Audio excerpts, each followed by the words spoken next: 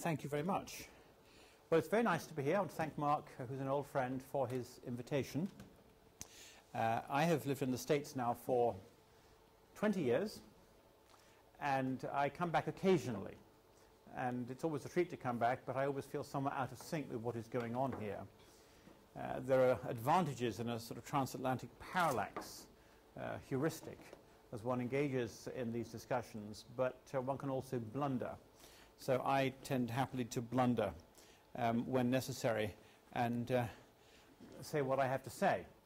I'm particularly interested, of course, in this project because it is specifically trying to look at European bioethics in perspective, and therefore involving those who obviously are Europeans or who are entire Europeans in this process, as far as one includes Brits in that category, in a sort of out-of-the-body experience, as you seek to, see ourselves as others see us, and to learn from the transatlantic perspective on what bioethics is, should be, was, has been, could be, and picking up some of yesterday's conditional and sort of subjunctive conversations.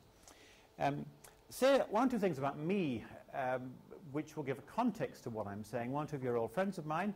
One or two of you are newer friends. I suppose the best way to describe myself and the way I come to these things is twofold. I mean, historically, my background was in religion, Cambridge undergrad and so on. Graduate work really in philosophy of religion, got into bioethics back in the early 80s when it was relatively young and fresh. I would be a conservative, I'm a Presbyterian in my orientation. In fact, one of my first engagements in the European context was there was a meeting held by the old ad hoc bioethics committee of the Council of Europe, which led to the European Convention in Strasbourg back in the late 80s, where I went on behalf of the Church of Scotland. So that was part of my way into the European scene back then. And I'd be a conservative on traditional bioethics issues, although, as those of you who know me well know, I'm somewhat eclectic in the way in which I tend to put these things and see these things. But I have come back here from time to time and engaged just occasionally in some of the public discussions. In fact, the last time I think I was here doing something remotely public, I ended up on Newsnight debating Robin Lovell-Badge and also debating Jeremy Paxman, I think rather successfully, on therapeutic cloning, on which it seemed to me I was out of step with the appropriate bioethics position in the UK because I thought it wasn't a very good idea. Remember therapeutic cloning? I think it's somewhat shifted down the agenda now as the sort of cure-all for human ills. But over the last 10 years, most of my effort in the States has been focused somewhat differently. Particularly, I was at the Illinois Institute of Technology for a number of years with a federal grant in which we basically brought together various civil society groups from the right and the left and the center, religious, secular groups, environmentalists, feminists, and so on and so forth, seeking to look partly for common ground, but partly to use the civil society networks as a frame of reference for discussions involving the business world, involving policymakers. And we did that particularly on some bio issues and on some nanotechnology questions. And it was a very fruitful discussion, which has led to a number of fresh approaches, I think, and some fresh connections in the American scene. So that by way of background. So I come to this discussion partly as somebody who's a contrarian in the bioethics spectrum, because I don't tend to go along with the approved views on certain issues, partly as somebody who thinks these questions are enormously important, and that is something which unites people in these discussions more than they often realize. And partly as someone who is somewhat quizzical about the effectiveness of bioethics, insofar as one can group these activities and disciplines and so on in that way over the last generation, and somewhat quizzical about the self-confidence of those who take bioethics forward as if it were an enterprise which has had significant success. And I'm not convinced that is the case. So that, by way of introduction, I will tell you a story of our landfall in the States. I hope you can't detect too much of an American twang in the way in which I speak. I try hard not to give it away. It tends to be given away in word choice and also in idiom. But when I first went over to the States, I sounded even more British than I do now. And I remember being in a supermarket talking to a young woman at the checkout. Those of you who have American experiences know very well that people like that in the States are much, much more friendly and agreeable and tend to talk to you rather than each other, and so on and so forth. And she was chatting away to me, and she asked me where I was from. And I said, well, I'm most recently from Edinburgh in Scotland. I'm British. And she said, how long have you been here? Been being the Midwest term for been. And I said, oh, I said, less than 2 weeks. She said, your English is very good. And my English, I think, isn't quite what it was, but I do my best. So with that by way of introduction, yes, a word or two about the contrast across the Atlantic, and some of this, of course, is very conventional, but I think it is instructive, and I think it's true, even if it can be exaggerated to make these sort of points. And of course, you know, by and large, European bioethics tends much more to be a substantive exercise.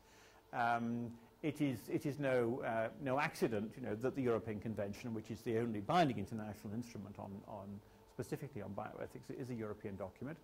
It's also no surprise that the UK won't sign it. But there's a concern for substantive questions, for commitments, and to tie this whole agenda into the human rights agenda, as of course the Convention does. The US, of course, it isn't just the bioethics which is procedural. The US is the ultimate procedural society. It's a society built on due process, recognizing that diversity can be built in from the bottom into a society as it were one of its binding characteristics. America is a voluntary society. It's not a nation state in the sense that the sort of Peace of Westphalia European nation states became nation states. It's almost more like going to the Rotary Club, you know, than traveling to Italy to become an American. I was quoting to someone the other day Bloom's famous book, The Closing of the American Mind, which was the academic book that jumped to the airport bookstores, 25 or so years ago now. Very difficult book in some ways, but his introduction is a luminous discussion of American culture, and it's well worth the read for that alone, where he says you can become an American in an afternoon. And I became an American in an afternoon. So I have all of these documents here just in case, you see, but yeah, I've got one of these things. Now that Obama's in charge, I can pull this out in Europe without fear of being scragged by somebody, although I think his star is waning. Bloom says you can become an American in an afternoon. Can you imagine anybody in a lifetime becoming French? And of course, he's not making a process about naturalization, because that is possible in both these jurisdictions. He's making a comment about the relationship between citizenship and cultural identity. And I'm a real American. A lot of Americans have funny accents and are born in other countries and so on and so forth. That's America. This is not the way the European nations understand themselves, however hospitable they may be to people who come and settle down. I was thinking back in Scotland, which was where my parents were from, and I lived much of my childhood there. You could move to another town, 20 miles away, and your children will be called incomers. Little Scottish term of unwelcome. And America, because it's so focused on process and accepting variety, is naturally the country in which bioethics, of course, has suffered from the same pluses and minuses, in that process is everything. And if you like, the distinction you might want to make between these two columns is that you have an uppercase A for autonomy on the right and a sort of somewhat ambiguously lowercase a for autonomy on the left. And in some ways, I think this sums the whole thing up. The question of tradition is very interesting, it seems to me. Certainly, you go back 25 years, European bioethics is still quite substantially rooted in tradition. Not simply the Catholic tradition, which of course is very important on the continent, but notions of tradition, notions of professional tradition. The survival, of course, of the term medical ethics is very interesting in Europe. Even it may be under sufferance after some of yesterday's conversation. But of course, in the name of IACME, but which testifies partly to an earlier generation's language, but also in the way in which the clinical aspects, clinical implications of bioethics in Europe, and of course these have been criticized in the last 24 hours, are much more comfortable within the bioethics conversation than they would tend to be in the American context, where clinical ethics would be seen more as a subset or an adjunct to enterprise. So I think ethicals in the States, essentially partly because of the way in which American society is always reinventing itself, restating itself,